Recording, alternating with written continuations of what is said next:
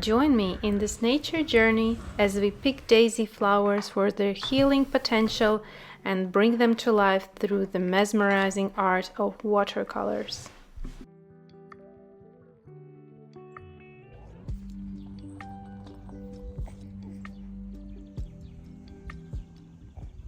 Did you know that Bellis sylvestris, or southern daisy, has been used for centuries as a herbal remedy, from soothing skin irritations to promoting digestion and easing coughs?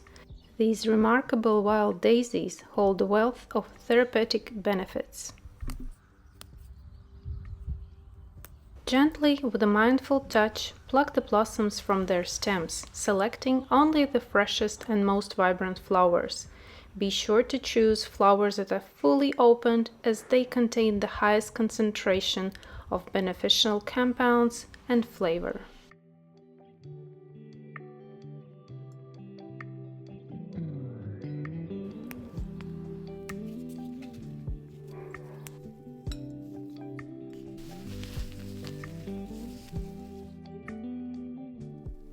Transferring line drawing, which is provided for this tutorial, as well as a reference photo.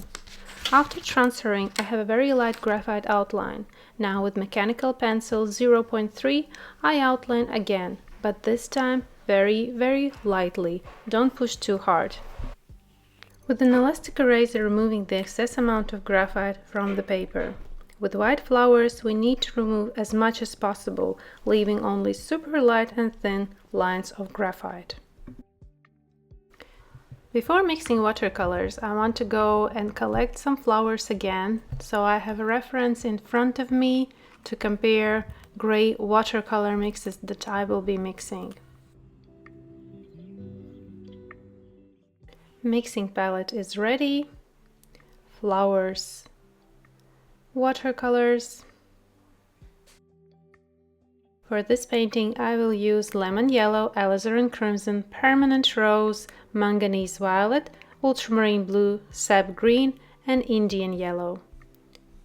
Let's mix watercolors using ultramarine blue, alizarin crimson, and little touch of lemon yellow, ultramarine blue, alizarin crimson, and even smaller touch of lemon yellow to get gray watercolor mix. When painting white flower, it is very important that we look almost only at the shadow area. And the shadow in white color on white surface is gray. But also there are some other colors that are around the flower, because white surface is reflecting everything that is around this particular subject. Diluting with water the same watercolor mix and having the lighter part of the same mix. Now I'm using ultramarine blue, manganese violet, and lemon yellow, and I find this combination of three pigments more softer gray color. Adding more ultramarine blue, and I have cooler gray mix. Watercolors are mixed, but I want to test even more my gray watercolor mix of ultramarine blue, manganese violet, and lemon yellow. Different pigment ratio to achieve different kind of gray. Brush and paper towel ready. Be sure that your water is clean after mixing watercolors, and we can start painting. Here are gray watercolor mixes. Also, I want to add separately clean manganese violet,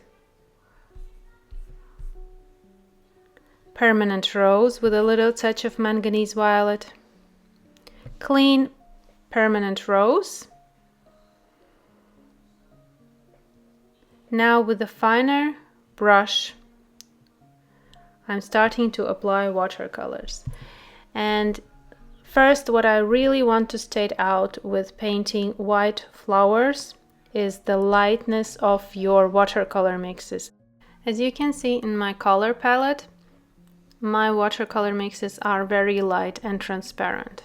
And it is done with a purpose so that my painting layers are also super transparent. With white subject, it's better to go much lighter, rather than with first brush strokes you apply super saturated watercolor mix and just don't know what to do with that later.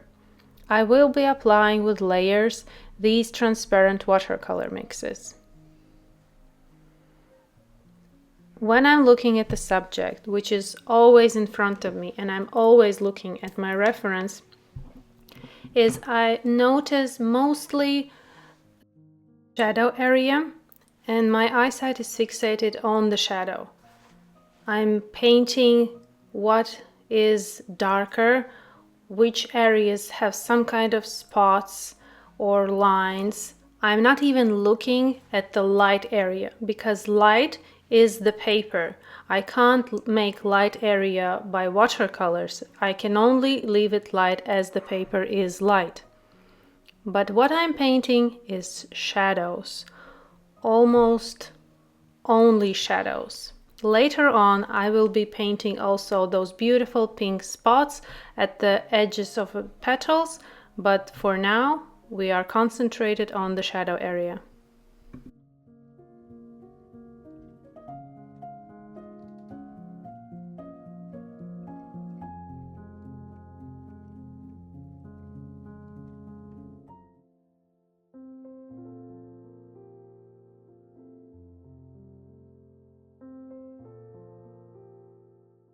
Each petal is painted separately.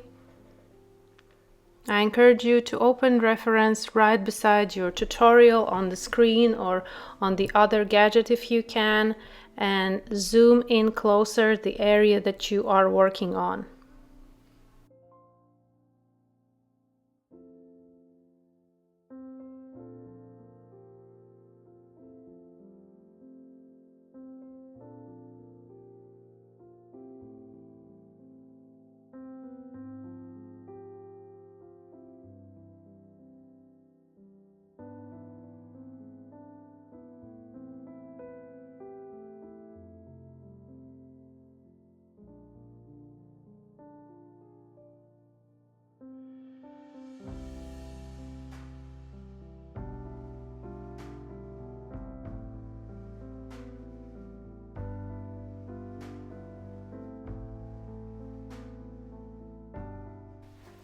Each petal is slightly different because we have one light source but multiple areas on this flower head.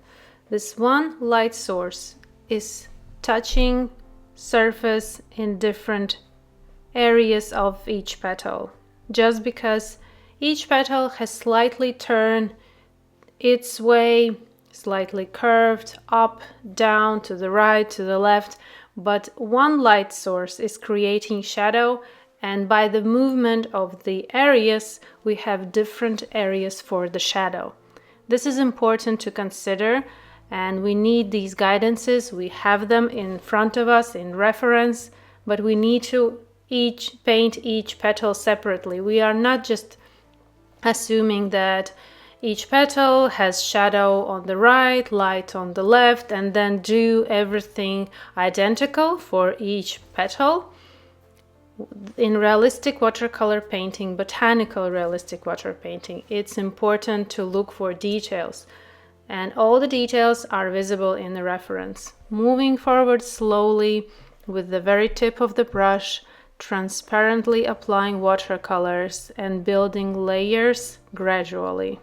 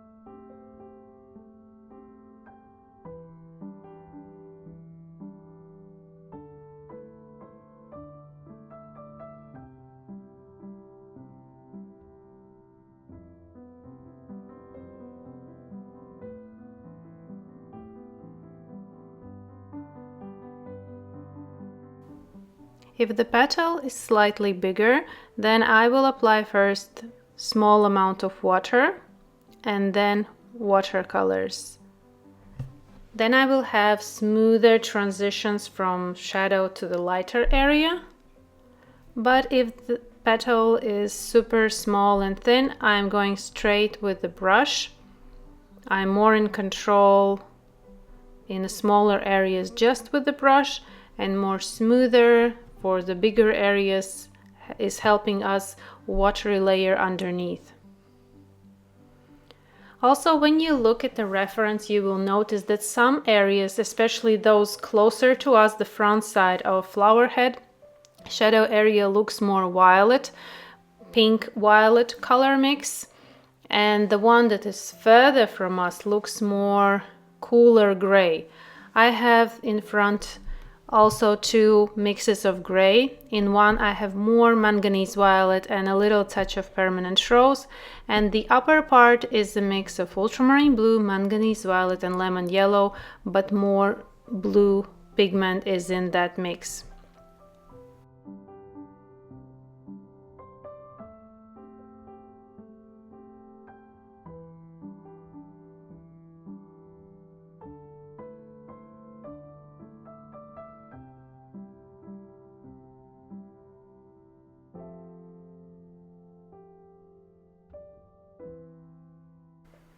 Adding clean permanent rose to some petals that we see in the reference have pink outer edges.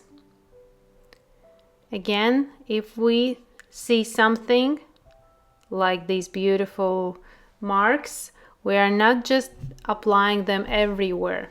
We have in the reference guidance where we have those pink spots. Some petals have these pink spots more obvious, but some have just a tiny look, smoother look of that pink pigment. Also, that needs to be taken into consideration when you are painting.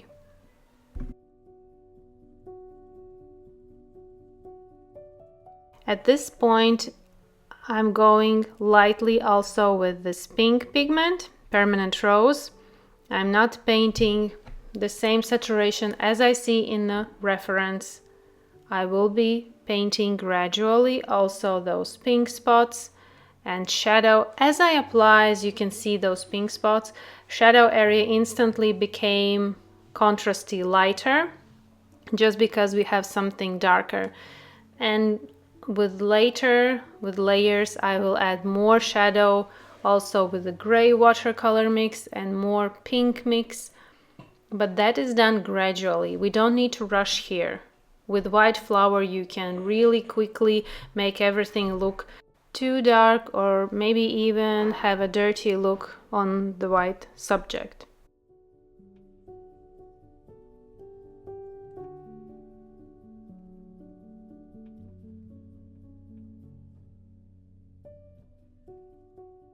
Lightly and transparently applying pink spots on the outer edges of petals, doing that really lightly.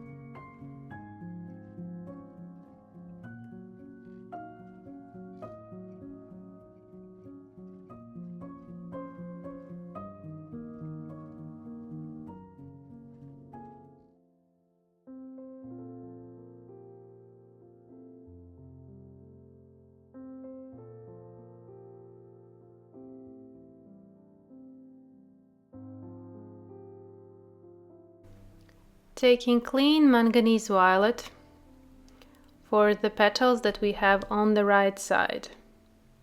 I can clearly see from the reference that that side is darker, it's in the shadow, and it's more closer to violet rather than gray watercolor mix. Applying with round synthetic brush for smoother look, smoother finish. And as you can see, it's super light. That's here is super important part, that you are painting lightly, transparently, then the final finished look will be neater, cleaner, and more realistic. White flowers are really a test for you, how much transparently you can go, how much transparently you can paint. And I'm diluting my watercolors with water, not with white pigment, not with any other pigment, just with water. I mixed my watercolor mix, and by adding water I am making that lighter.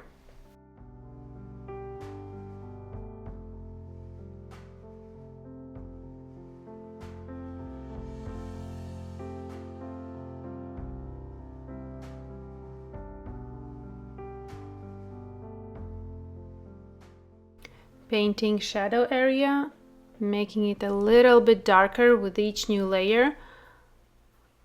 I'm making it more saturated, especially those areas we see in the reference that are the darkest ones. Some petals that are completely underneath the upper petals are the darker ones.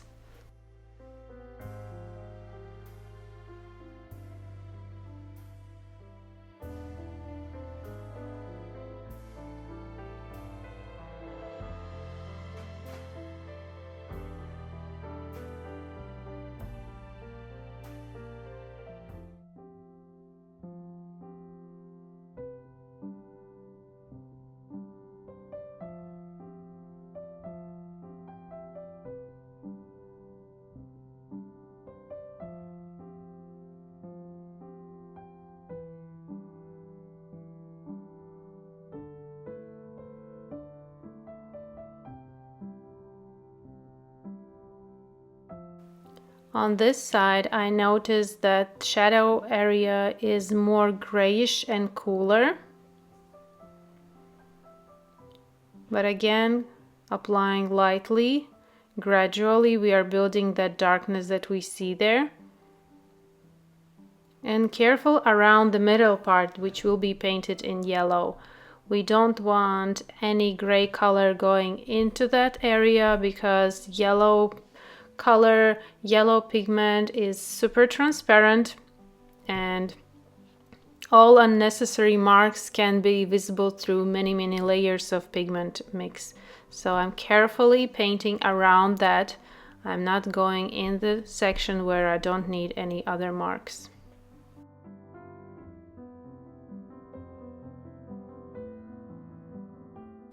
Painting next layer, making it slightly darker, building contrast and saturation with layers.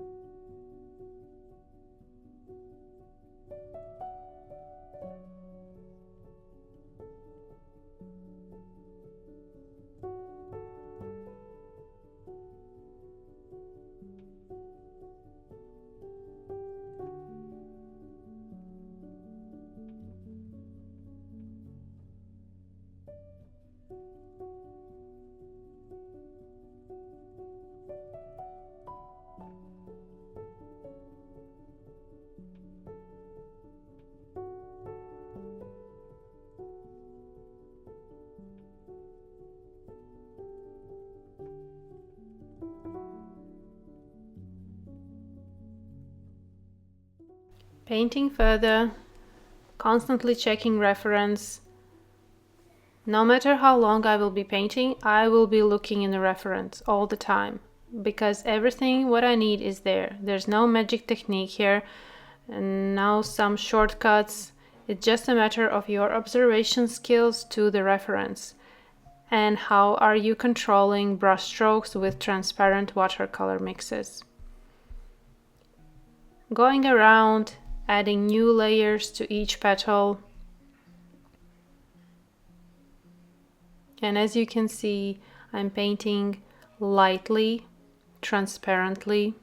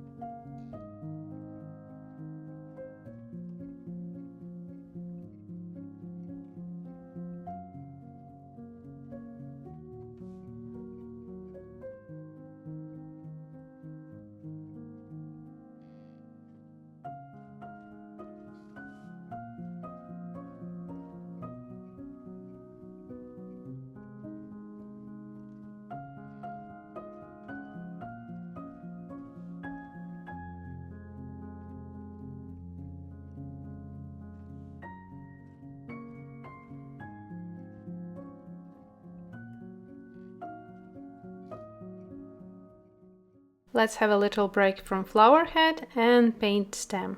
I'm taking sap green, Indian yellow,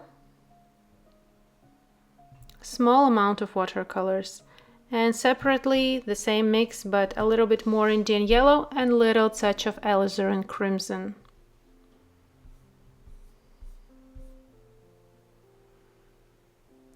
Small amount of water. And starting from the shadow area, which is on the right, I'm applying watercolor mix with my fine brush because the stem is thin, and the catch here is to paint stem thin as it is. Even you can when you were transferring your outline, you can always consider making stems slightly smaller than they appear in the reference, because after painting some layers you will have the size that you need. If you know that you tend to go over the edges, this is really helpful. I know that I go over the edge when I'm painting. That's why when I'm transferring stems, I outline them slightly smaller. It's better to have thinner stem for any flower rather than have thick looking stem. When you finish it, it can really ruin the whole composition. No matter how good is painted flower head, if you will have thick looking stem, it can ruin the whole composition. With small and fine brush strokes, I'm adding another layer of watercolors to make the stem more three-dimensional, and we have shadow area, half tones, light area. Even in this tiny stem, I need to show these tonal value transitions in order to make the stem look three-dimensional and realistic on a flat surface.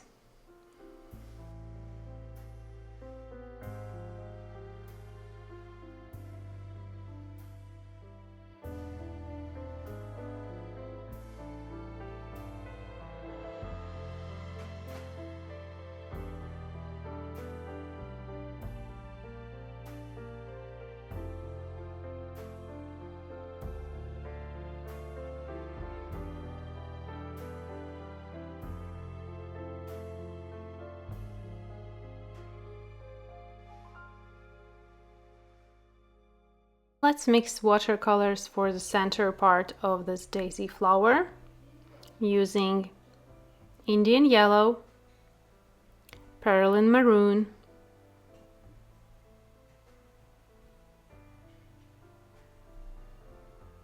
and a little touch of sap green. As you can see, I'm keeping them separate. I'm not mixing them completely together, so when I need only yellow, I'm picking from that side where it's only Indian yellow.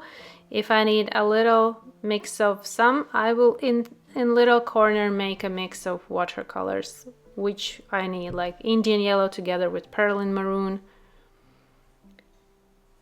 I apply from the shadow area of the centerpiece, which is also called pistil, this center area, leaving unpainted the one that is in the light, adding a little touch of Perlin maroon. Also here everything is done transparently. We are building transparently layers. Here I'm adding like a little stippling touches because in the centerpiece consists of teeny tiny stamens and anthers, and it's not even possible to paint in such a small area all them 100% with accuracy that we see in the reference. That's why I'm with little tiny brush strokes like stippling method, I'm adding those details of Perlin maroon and making the look that there's something happening, that there are little pieces of darker areas and lighter areas. I'm making the look of that what we see in the reference.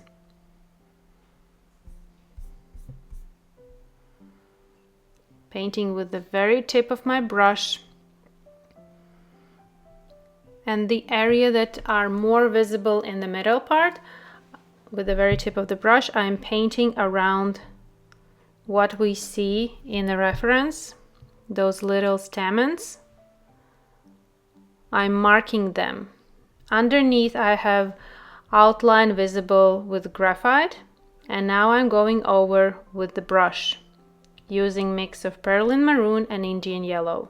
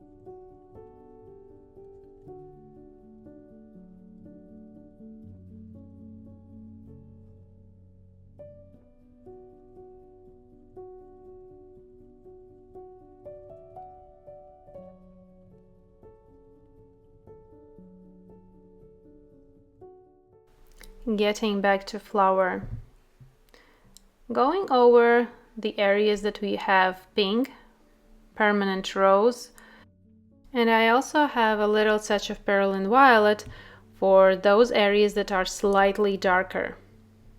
Be very careful when you are using Perlin violet. This is super intense pigment. So I'm going very transparently and accurately with that, building gradually my layers.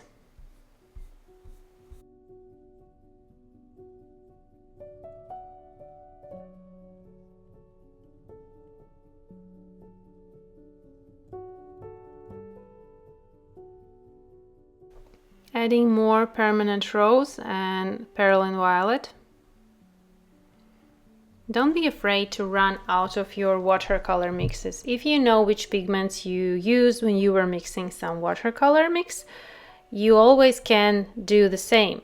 Maybe the color tone will slightly change, but that's not a problem. Watercolor paintings can only benefit if you have slightly different color tones, because we see that each subject consists of many color tones. There's no just one color, there are many colors, and if your mix change slightly, it's not a problem.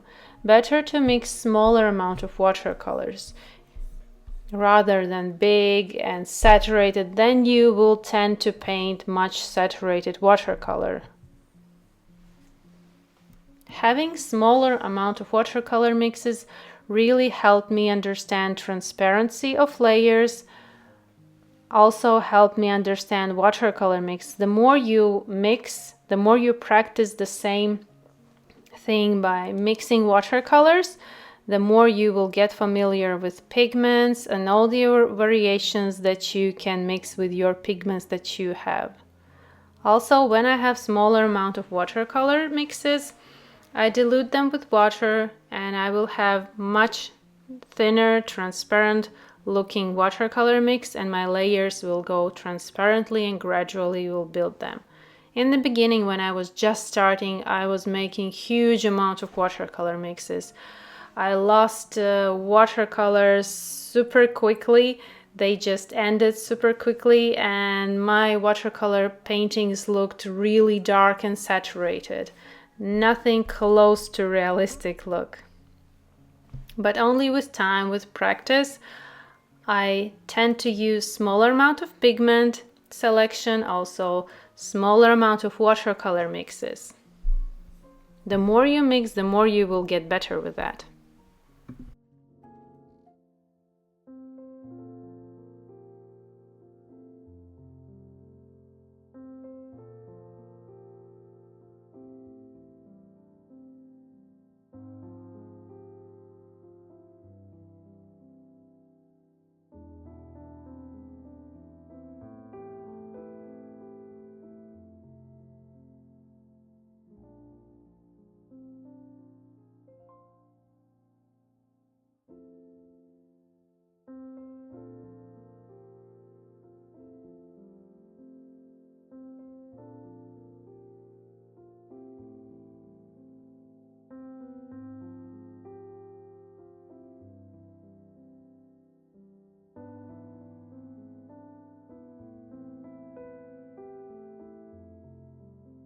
With round synthetic brush, I'm applying cooler looking gray watercolor mix, which consists the same ultramarine blue, manganese violet and little touch of lemon yellow, only in this mix I have more ultramarine blue.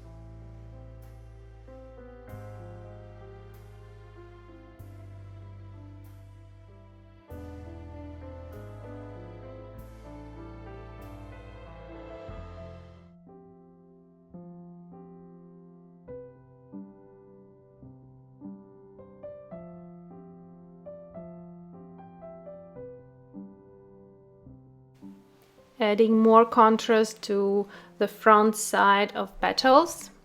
I can clearly see from the reference that I need more layers to make it slightly darker, but still moving gradually. Sometimes it even looks that there's no watercolors on my palette, but there are. That's how you are painting transparently, that the watercolors are almost invisible, but they are there. And the more layers I apply, the darker that particular area becomes. Not with saturation of watercolors, but with layers of transparent watercolors.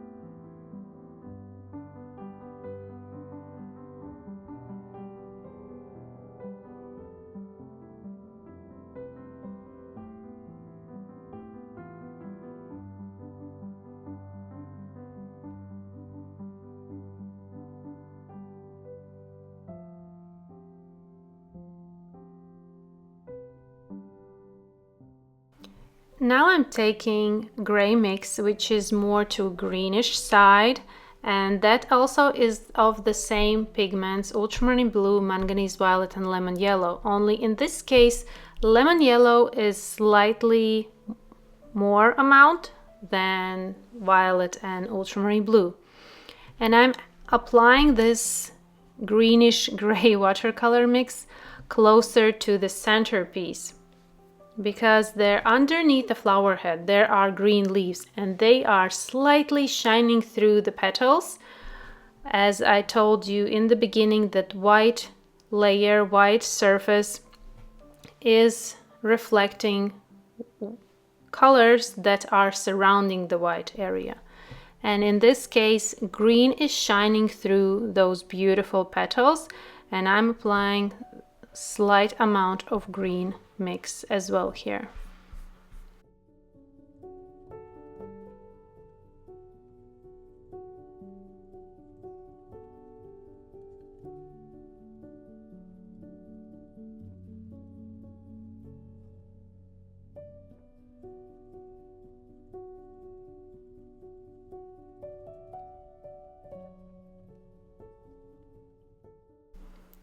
Now with each brush stroke, as I'm applying gray watercolor mix, I'm also separating petals.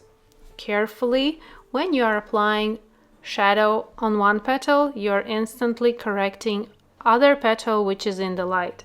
That way I'm making petal edges crisper with the help of the shadow area of the other petal.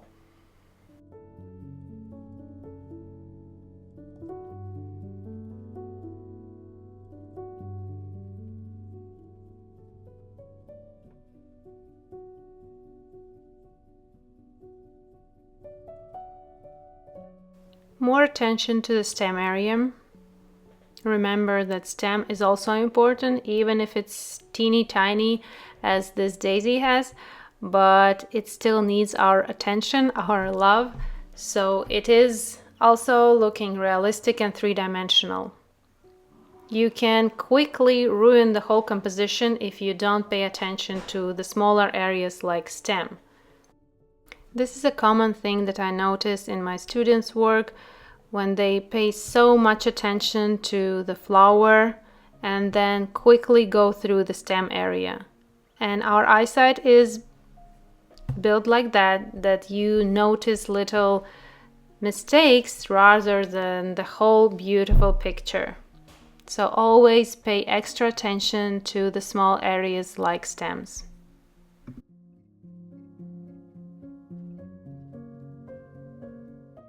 At the lower part, I add more Indian yellow mix with a little touch of alizarin crimson. I notice in the reference that the lower part of the stem is more yellowish and slightly maybe brownish, and mixed together Indian yellow, alizarin crimson will create more brownish looking watercolor mix. But again, I'm applying that gradually and transparently.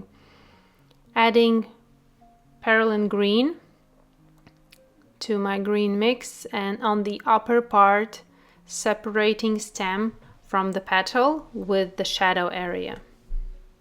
Carefully painting with the very tip of the brush so that I'm not intruding into petal area and keeping stem edges neat and clean.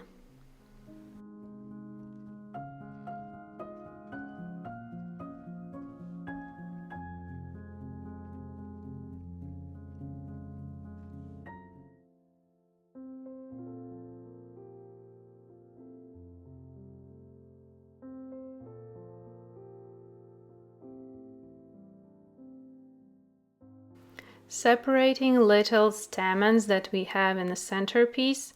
Here you can really push yourself, take enlarging glass or glasses if you have, and really dig into this small painting process. There's always room for improvement. You can always paint a little bit longer than I'm painting or this tutorial is, or any other. Push yourself a little bit further. If you're painting transparently, patiently, you can paint on and on, really for hours and hours.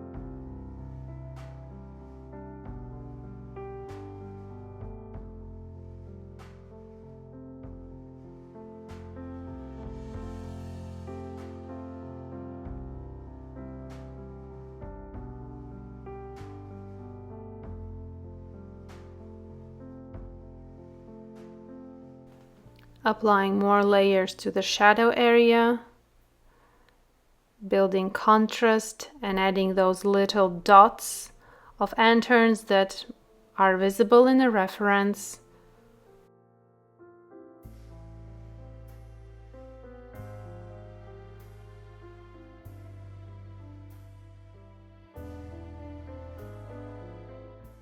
Applying with round synthetic brush more layers for those petals that are in the shadow. Round synthetic brush allows those layers to be more smoother, also smoothing layers underneath while I'm applying this next layer. But doing that transparently, as you can see from my color mix palette, that watercolors are super light, but they are still visible on paper when we are painting white subject. No need to have saturated huge amount of watercolor mixes.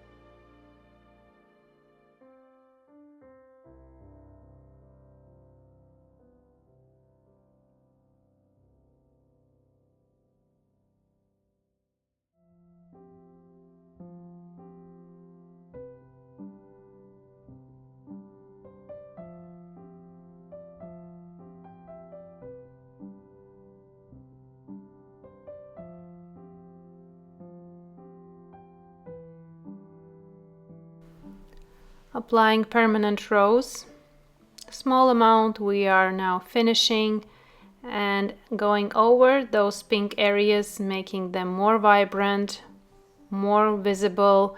I can clearly see that the reference has more vivid those pink spots, so I can paint them more. And that's the beauty of painting transparently. You can always add another layer. It will be harder if you paint it straight away super dark and saturated, then there will be no room for improvement.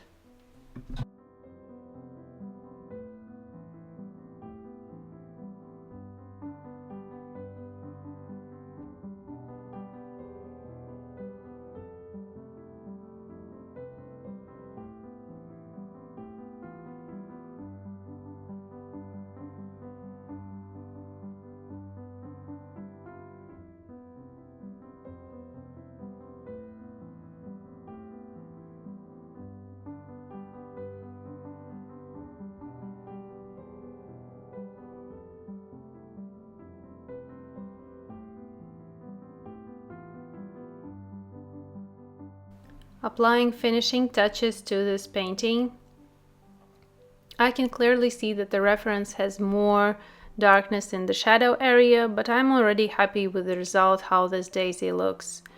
You can push yourself a little bit further, paint longer, some extra 20-30 minutes will only benefit your painting, and also you will learn how to look yourself, where to go by yourself. So we are here not just to blindly follow tutorials, but to learn and that you can paint your references that you like.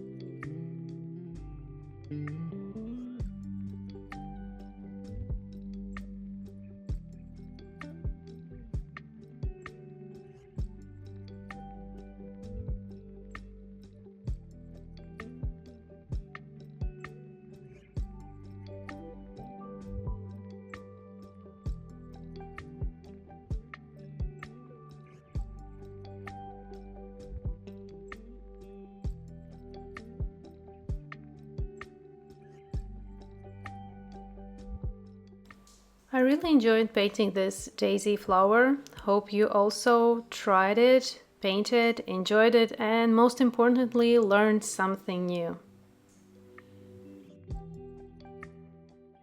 As I finish this tutorial, flowers also are ready to be stored and later made into nice tea.